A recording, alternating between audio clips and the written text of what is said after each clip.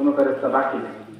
সুবহান সব ফেরেশতাদেরকে নিয়ে আল্লাহ পাক আমাদের দয়াল নবীজির উপর, আমাদের নূর নবীজির উপর দরুদ শরীফ পড়ছেন। সুবহানাল্লাহ আর জোরে বলেন সুবহানাল্লাহ। মারাত্মক ঠান্ডা, ঠিক ঠিক মনে হয় আমরা ফ্রিজের ভিতরে, সেটার ভিতরে মাঝে মাঝে একটু সুবহানাল্লাহ আলহামদুলিল্লাহ যদি জোরে বলেন সওয়াবও হবে, একটু কম, ঠিক তো ভাই আমার আল্লাহ কি বলেছেন, আমি সব ফেরেশতাদেরকে নিয়ে পড়ছি, তোমরাও পড়ো। সাল্লু আলাইহি, আমাদের দয়াল নবীজি ও নূর নবীজি রানী জবান মনে করে দিয়েছেন সাল্লু আলাইয়া, তোমরা আমি নবীর উপর দরুদ পড়ো। তাহলে নূর নবীজির উপর দরুদ শরীফ পড়া আল্লাহর হুকুম, নূর নবীজিরও হুকুম। নূর নবীজি কি বলেছেন, সাল্লু আলাইয়া ফাইন্না সালাওয়াতুকুম আলাইয়া তুবাল্লিগুনি হাইতু কুনতুম। হে আমার উম্মত, তোমরা আমি নবীর উপর দরুদ শরীফ পড়ো, কারণ তোমরা পৃথিবীর যে প্রান্ততেই থাকো না কেন, আমেরিকা থাকো, লন্ডন থাকো, বাংলাদেশ থাকো, জাপান থাকো, চায়না থাকো, পাকিস্তান থাকো, মানে তোমরা যত দূরেই থাকো না কেন, আমি নবীর উপর দরুদ শরীফ পড়া মাত্র দরুদ শরীফটা আমি নবীর নিকট পৌঁছে দেওয়া হয়। সুবহানাল্লাহ। কারা পৌঁছে দেয়? ফেরেশতারা। যেমন আহমদ শরীফের হাদিস, আমাদের দয়াল নবীজি নুরানি জবান মুরব্বি বলে দিয়েছেন, ইন্না লিল্লাহি মালাইকাতান সাইহিনা ফিল আরদ ইউবাল্লিগুনি মিন উম্মতি সালাম।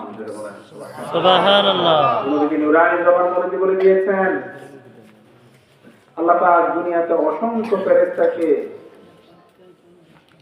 অ্যাসাইন করে দিয়েছেন, নিয়োগ করে দিয়েছেন, তাদের ডিউটি হলো তারা সারা পৃথিবীতে ঘুরবে, আমার উম্মত যখন আমি নবীর উপর দরুদ শরীফ পড়বে, সেই দরুদ শরীফটা সাথে সাথে আমি নবীর নিকট পৌঁছে দিই।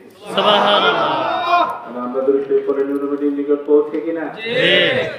কারা পৌঁছে দেয়? ফেরেশতারা। এছাড়াও ডিরেক্টলি কোনো ভাইয়া ছাড়া, কোনো মিডিয়া ছাড়া আমাদের নূর নবীজি আমাদের দরুদ শরীফ শোনার ক্ষমতা আছে কিনা? আছে। কথা বলেন আছে কিনা? আছে। এই আকীদা, এই বিশ্বাস আমাদের আছে কিনা? আছে। আনা আসমাউ ওয়ালা তাহলে মুহাব্বতি ওয়া আনা আহরিকুহুম, আমাদের নূর নবীজি নুরানি জবান মুরব্বি করে দিয়েছেন, আমি আমার আশিকের দরুদ শরীফ নিজ কানে, সুবহানাল্লাহ। বিলা ওয়াসিতা, কি ছাড়া, কোনো মিডিয়া ছাড়া, কোনো মাধ্যম ছাড়া, ডিরেক্টলি। কার কিন্তু শর্তটা কি হতে হবে? আশিক হতে হবে। শর্তটা কি? আশিক হতে হবে। আহলে মুহাব্বত, যারা আমার আশিক, তাদের দরুদ শরীফ কোনো মাধ্যম ছাড়া শুনতে পাবে। ডিরেক্টলি শুনতে পায়। সুবহানাল্লাহ। যে শুনে সে কি জীবিত নাকি মৃত? জীবিত।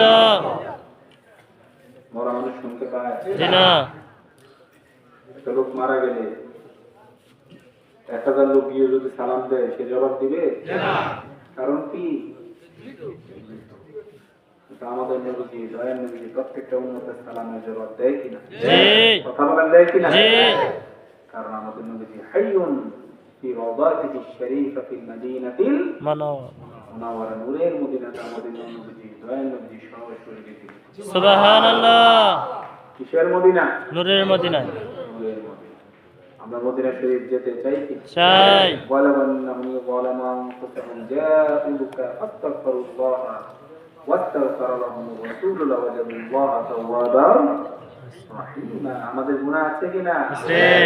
কুল্লু ইবনে আদম খাতাউন, প্রত্যেকটা সন্তান গুনাহগার। এবার আলেম হোক, হাফেজ হোক, মুফতি হোক, মুহাদ্দিস হোক, পীর সাহেব হোক, মুর্শিদ হোক, বক্তা হোক, যেই হোক না কেন, মসজিদের ইমাম সাহেব হোক, গুনাহ নাই এমন কোনো মানুষ নাই।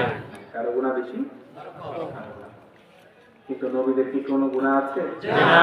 আল-আনবিয়া মাসুম, সব নবীগণ বলেন মাসুম, সব নবীগণ বলেন নিষ্পাপ। অর্থাৎ আমরা কোন নবীর মতো হতে, আমাদের নবী তো অনেক পরে, আমরা কোন নবীর মতোই হতে পারি, ঠিক কি? আর অন্য কোন নবী আমাদের দয়াল নবীর মতো হতে। কি বলছিলাম? তোমরা যারা জুলুম করেছো, গুনাহ কাজ করেছো, আল্লাহ পাক বলে দিয়েছেন যা ইউকা ইয়া রাসূলুল্লাহ, তারা তো আপনার কাছে। সুবহানাল্লাহ।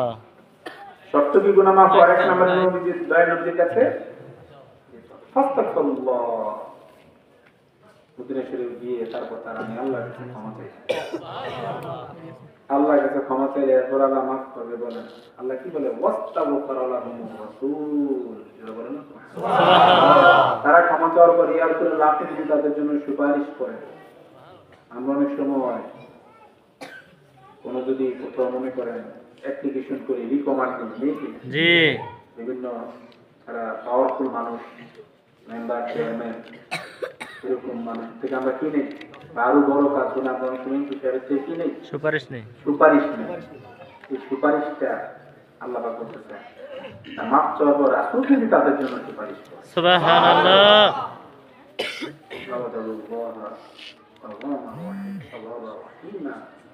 অবশ্যই অবশ্যই আমি আল্লাহ তাদের জীবনের সব গুনাহগুলো মাফ করব। সুবহানাল্লাহ। তাহলে মদিনা শরীফ যাওয়ার দরকার আছে কিনা? আছে। বাতিলরা বলে মদিনা শরীফ যাওয়ার মাও আমাদের দয়ালের যে নুরানি যখন বলেছেন মাও যারা কদরি ওয়াজিবাত লাহু শাফাআত, যে আমার রওজা জিয়ারত করবে তার জন্য আমার শাফাআত ওয়াজিব হয়ে গেছে। সুবহানাল্লাহ। নূর নবীর শাফাআত দিয়ে পাবে ডেফিনেটলি সে জান্নাত। জান্নাত। সুবহানাল্লাহ। কি করলে নবীর শাফাআত মিলবে? নবীর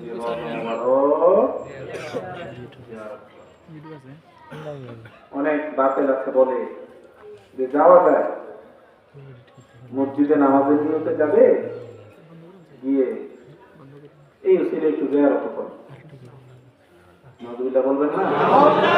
এরকম বাতিল আছে কিনা? যেগুলি করতো সেগুলি বলে নবীজি রওজাতে যাওয়াই যাবে না।